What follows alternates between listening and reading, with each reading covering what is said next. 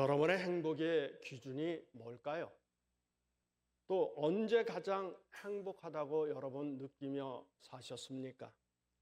사람마다 행복의 기준이 다를 수 있고 또 행복을 느낄 때도 다를 수 있습니다. 이 행복이라고 하는 것은 단순히 일시적인 쾌락이 아니라 자신의 삶에 대한 전반적인 만족감과 긍정적인 감정, 의미 있는 관계와 성취가 복합적으로 이루어지는 상태를 행복이다 이렇게 말합니다. 이렇게 볼 때 행복은 마음에서 시작된다고 볼 수가 있습니다. 마음은 바로 생각이고 그 생각은 생활의 모든 것을 지배합니다. 사자성어에 일체유심조라고 하는 말이 있습니다. 이 말의 뜻은 마음먹기에 달려있다라고 하는 말입니다. 돈, 권력, 건강, 환경이 잠깐의 행복을 가져다 줄 수는 있을 것입니다. 그러나 지속 가능하도록 만들어주지는 못합니다. 행복이 지속 가능하려면 그 사람이 어떻게 생각하고 말하고 행동하느냐에 달려있다라고 볼 수 있습니다. 그리스 전설 가운데 이런 이야기가 있습니다. 돈이라면 사족을 못 쓰는 미다스 왕이라고 하는 사람이 있었습니다. 어느 날 디오니소스 신이라고 하는 신이 이 미다스에게 무엇이든지 그대가 손을 대는 것은 다 황금으로 변하게 해주겠다라고 약속을 하였습니다. 그래서 미다스는 우선 가재도구 옷까지 자기 주변의 모든 것들을 손을 대었더니 진짜로 황금으로 만들어진 것을 경험했습니다. 그가 만지는 것마다 황금이 되자 이 미다스라고 하는 왕은 너무 기쁘고 신이 났습니다. 얼마 후에 배가 고파서 음식을 먹으려고 하였습니다. 그런데 그가 음식을 먹으려고 만지자 음식이 황금으로 변해버리고 말았습니다. 뿐만 아니라 사랑하는 딸이 다가오자 이 딸을 만졌더니 딸도 황금으로 변해버렸습니다. 아내도 자식도 만지는 대로 황금이 되어버렸습니다. 이 미다스 왕은 행복해졌을까요? 아니면 불행해졌을까요? 만약 여러분에게 음식이 황금으로 변하고 아내가 자식의 주변 모두가 황금으로 변한다면 어떻게 될까요? 그러므로 이 행복이라고 하는 것은 환경이 가져다 주는 것이 아니라 환경을 받아들이는 마음에 있다라고 볼 수가 있습니다. 제프리 디 sak스라고 하는 사람은 행복은 신뢰, 친절 그리고 사회적 연결 속에서 뿌리를 내린다라고 말을 하였습니다. 2024년 세계 행복 보고서에 따르면 핀란드가 8년 연속으로 가장 행복한 나라로 선정되었다라고 하는 내용이 있습니다. 그 이유를 보니까 높은 사회적 신뢰와 투명성, 잘 갖춰진 복지 시스템, 뛰어난 교육 시스템, 자연과의 조화로운 삶, 그리고 강한 공동체 의식과 가족주의, 뿐만 아니라 낮은 스트레스 수준과 혁신 친화적인 라이프 스타일, 이러한 요소들이 복합적으로 작용해서 이 핀란드 국민들은 삶의 전반적인 만족도가 높고 행복감을 느끼는 것으로 분석되었습니다. 단순히 경제적 풍요만을 의미하는 것이 아니라 사회 시스템과 문화가 개인의 행복과 웰빙을 위한 기반을 튼튼히 구축하고 있다는 점이 중요하다라고 이야기를 합니다. 그렇다고 하면 아시아는 어떨까요? 아시아는 대만이 27위였고 이 한국은 58위다 이렇게 보고서에 쓰여져 있었습니다. 이 보고서에서 눈에 띄는 나라로 보면 중남미의 코스타리카가 7위였습니다. 그런데 더 중요한 것은 전쟁 중에 있는 이스라엘이 8위였다라고 하는 것입니다. 그리고 멕시코가 10위였습니다. 국가가, 사회가, 가족이 행복을 뒷받침해 주지 않는다 해도 환경이 행복한 조건이 아니더라도 우리는 행복한 삶을 살아야 합니다. 우리는 인간으로서 행복한 삶을 살아야 하는 것은 당연합니다. 그러나 우리는 신앙을 빼고 행복을 추구하는 것은 진정한 행복이라고 보지 않습니다.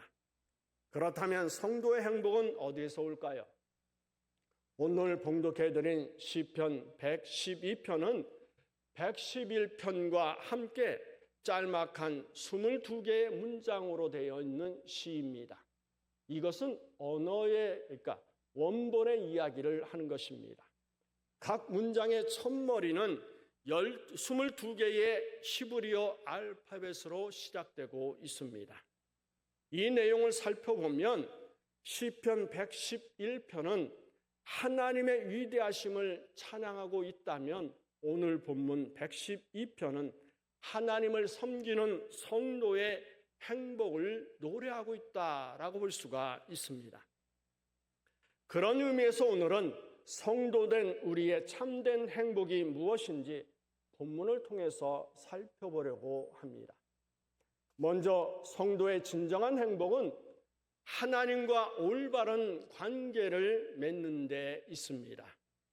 하나님이 천지를 창조하시고 인간에게 복을 주셨습니다. 그렇지만 인간은 그 복을 누리지 못하고 하나님을 떠났습니다.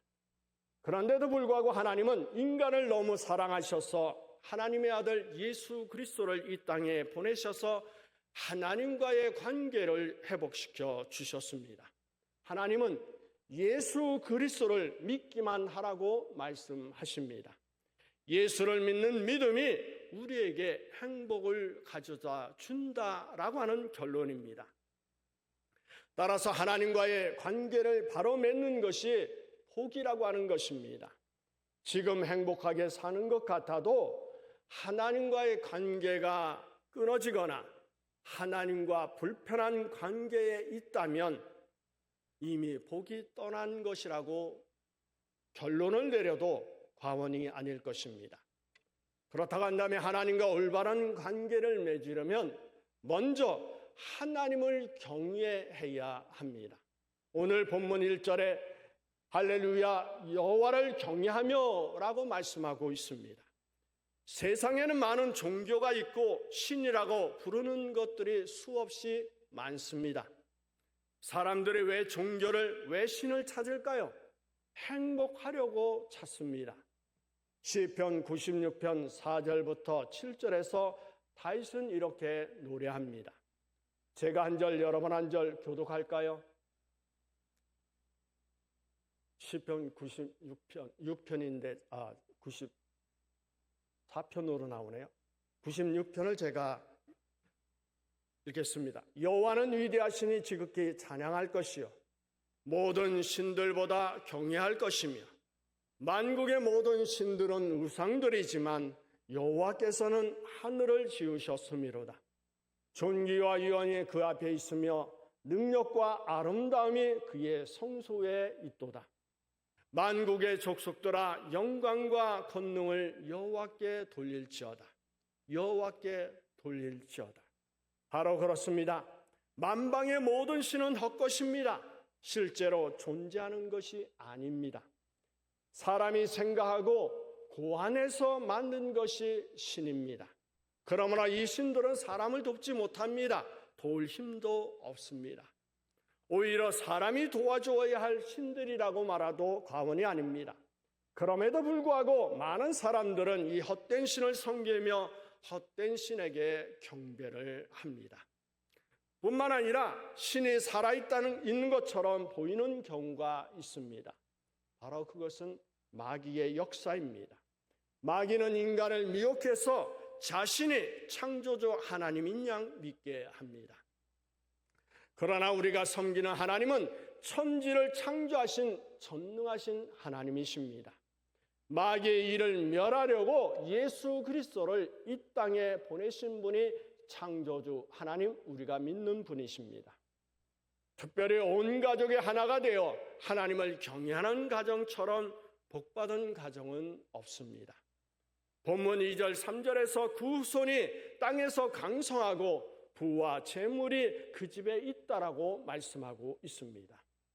복되고 즐거운 가정은 예수를 믿는 가정, 하나님을 경외하는 가정입니다. 바로 그렇습니다. 행복한 가정의 비결은 바로 하나님을 경외하는 신앙입니다. 우리는 성경 속에서 하나님을 경외하는 모범적인 신앙 가정을 볼 수가 있습니다.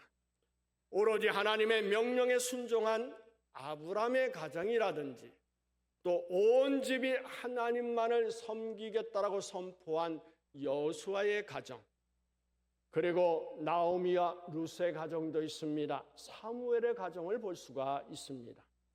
신약에서는 로마의 백부장 고넬료의 가정입니다. 뿐만 아니라 빌립보 교회를 세운 누디아의 가정을 들을 수가 있습니다. 이들의 가정에서 공통적으로 발견할 수 있는 것은 가정의 아버지나 어머니가, 다시 말해서 가정의 어른 되는 분의 신앙으로 인하여 온 집안 식구들이 함께 신앙생활을 하고 있다는 것입니다. 그러므로 가정에 정말로 중요한 것은 그 가정의 가장이 어떤 신앙을 가지고 있는가 하는 것입니다. 가장의 신앙이 가정을 복음화시키는데 결정적인 역할을 한다라고 하는 사실입니다. 그러므로 여러분의 가정이 모두 한 마음으로 하나님을 경외하고 있다면, 예수 그리스도를 믿고 있다면 참으로 복받은 가정이라고 말할 수 있습니다. 만약 아직 가족 가운데 하나님을 경외하지 않는 사람이 있다면 믿음 안에서 하나 되기 위해 기도하고 힘써야 합니다. 하나님과 올바른 관계를 맺으려면 다음으로 하나님의 말씀을 즐거워해야 합니다. 시편 19편 7절부터 11절은 다윗의 고백을 들을 수가 있습니다. 제가 한 절, 여러분 한 절 교독할까요? 여호와의 율법은 완전하여 영혼을 소생시키며 여호와의 증거는 확실하여 우둔한 자를 지혜롭게 하며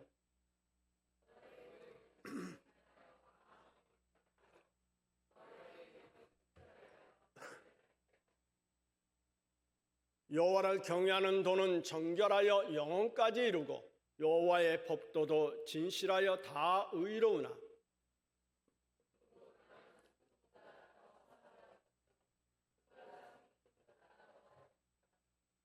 또 주의 종이 이것으로 경고를 받고 이것을 지킴으로 상이 크니이다. 이렇게 다윗은 고백하고 있습니다.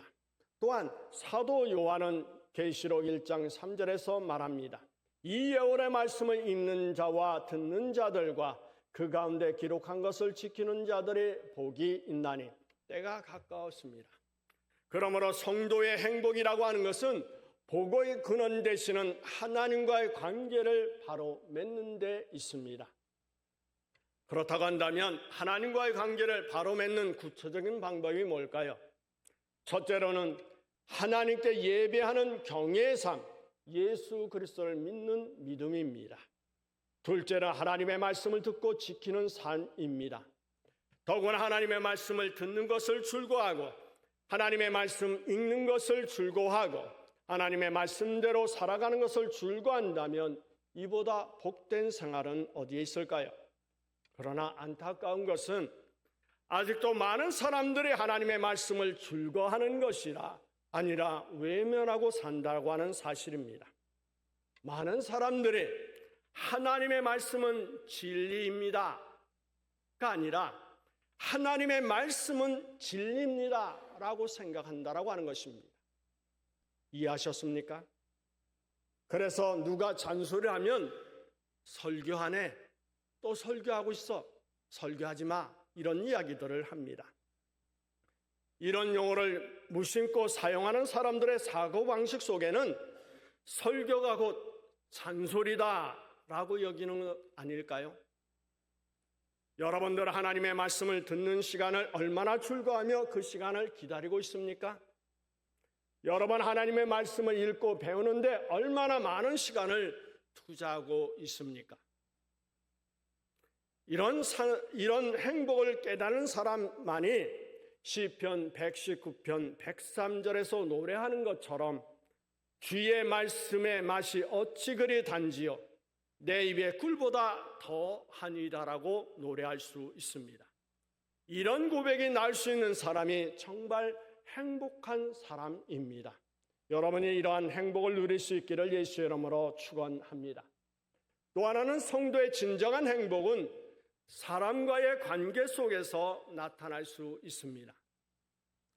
복의 근원 되시는 하나님이시지만 하나님은 우리가 살아가면서 만나는 사람들을 통해서 복을 주기도 하시고 반대로 복을 빼앗아가기도 하십니다. 따라서 행복한 사람을 만나 그와 함께 살아가는 것은 복된 일입니다. 매사 짜증만 부리고 불평을 일삼는 사람을 만나 함께 살아가는 것처럼 불행한 일은 없을 것이라고 봅니다. 따라서 사람과의 관계 속에서 성도의 행복을 얻으려면 먼저 정직하게 살아야 한다라고 하는 것입니다. 오늘 본문 2절과 3절에서 이렇게 말합니다. 우리 다 같이 읽을까요? 그의 후손이 땅에서 강성하며 정직한 자들의 후손에게 복이 있으리로다. 부와 재물이 그의 집에 있으며 그의 공의가 영구히 서리로다. 여기에 정직자의 후대가 복이 있다라고 말하며 부와 재물이 그 집에 있다라고 말씀하고 있습니다. 여러분 이 말씀에 주목하시길 바랍니다.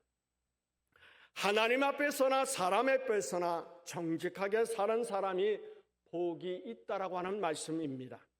그러므로 우리는 하나님 앞에서 정직한 사람이 되어야 할 것입니다. 우리의 예배가 정직하고 기도가 정직해야 합니다. 우리의 가정과 사회생활에서 정직을 신용으로 삼아야 합니다. 사람들은 거짓이 영원히 감춰질 것이라고 착각합니다. 그러나 인간은 거짓을 만들어낼 수는 있어도 그 거짓을 한 세대 동안도 유지할 수 없습니다. 일시적으로 거짓이 통하고 흥황할지는 모르지만 얼마 지나지 않아 거짓은 탄로가 나게 돼 있습니다. 지금 우리가 사는 시대에는 보이스피싱, 전세 사기, 대출 사기, 주식방으로 많은 피해를 보고 있습니다. 이들은 점점 교묘해져서 쉽게 속아 넘어갑니다. 왜 이런 일들이 일어나는 것일까요? 그것은 사람들이 일확천금을 꿈꾸고 있기 때문입니다. 그러다 보니까 한 번 속았는데도 또 속아 넘어갑니다.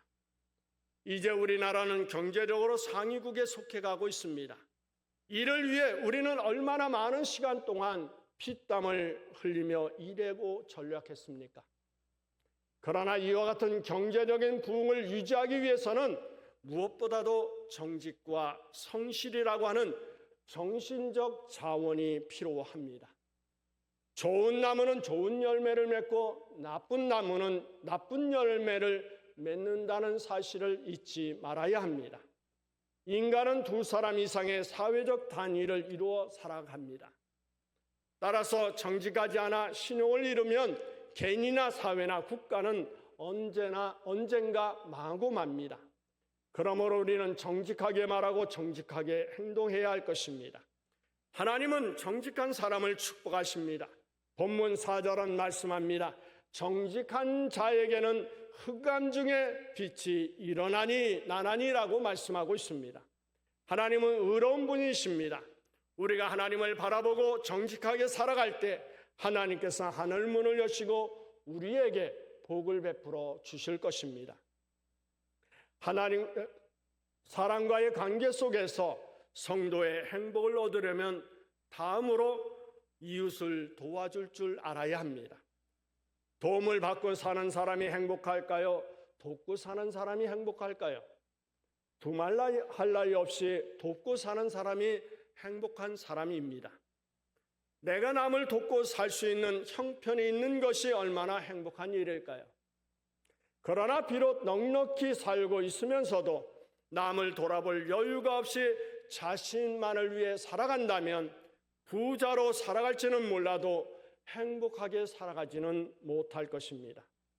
오늘 본문 5절, 6절은 이렇게 말씀하고 있습니다. 우리 다 같이 읽어볼까요? 은혜를 베풀며 구워주는 자는 잘되나니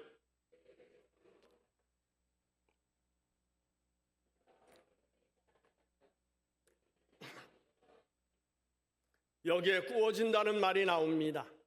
우리가 남에게 은혜를 베풀며 살아가고 어려운 사람을 생각하여 구워주고 빌려주며 살아간다면 하나님은 이런 사람을 영영히 흔들리지 않게 하실 것입니다. 오늘 본문 9절은 말합니다. 그가 재물을 흩어 빈궁한 자들에게 주었으니 그의 의가 영구히 있고 그의 뿔이 영광 중에 들리리로다라고 말씀하고 있습니다. 우리가 넉넉하고 쓰다가 남아서 남을 도와주는 것이 아닙니다. 성도는 재물이 넉넉하지 않더라도 궁핍한 자의 필요한 것을 위해서는 자신이 가진 것을 과감하게 나눠주는 용기가 있어야 합니다.